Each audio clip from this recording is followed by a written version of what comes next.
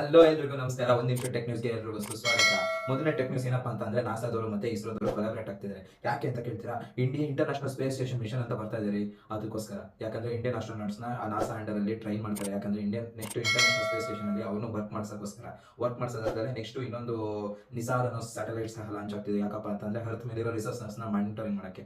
Next ಇನ್ನೊಂದು ground breaking news. ಈ news ಪಕ್ಕಾ ಸೈಕಾಗೈತೆ. ಯಾಕಂತಂದ್ರೆ ಒಬ್ರು ಸೈಂಟಿಸ್ಟ್ ಇದ್ದಾರೆ, ಅವ್ರ ಹೆಸರು ಬಂದ್ಬಿಟ್ಟು ಹನ್ಕುರ್ ಗುಪ್ತಾ ಅಂತ. ಬೇಕಾದ್ರೆ ನೋಡ್ಬಿಟ್ಟು ಚೆಕ್ ಮಾಡ್ಬೇಕಾದ್ರೆ ಅವ್ರು ಏನೊಂದು ಪ್ರೋಟೋಟೈಪ್ ಡೆವಲಪ್ ಮಾಡಿದ್ದಾರೆ ಅಂದ್ರೆ, ಒಂದು ನಿಮಿಷದಲ್ಲಿ ಮೊಬೈಲ್ ಅಥವಾ laptop charge full.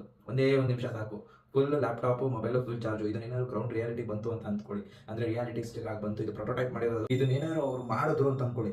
Next technology ಏನಾಗ್ಬೋದು, ಲೈಕ್ ಕಾರ್ಗಳು ಅರ್ಧ ಗಂಟೆಲಿ ಚಾರ್ಜ್ ಆಗ್ತಿದ್ದು, ಈಗ ಮೇ ಬಿ 1.5 ಮೇಲೆ ತೊಗೊಂಡು ಹೈಯೆಸ್ಟ್ ಚಾರ್ಜ್ ಬಂದ್ಬಿಟ್ಟು ಈಗ ಅದು 10 ಮಿನಿಟ್ಸ್ ಆಗಿಬಿಟ್ರೆ ಸೈಕ್ ಅಲ್ವಾ?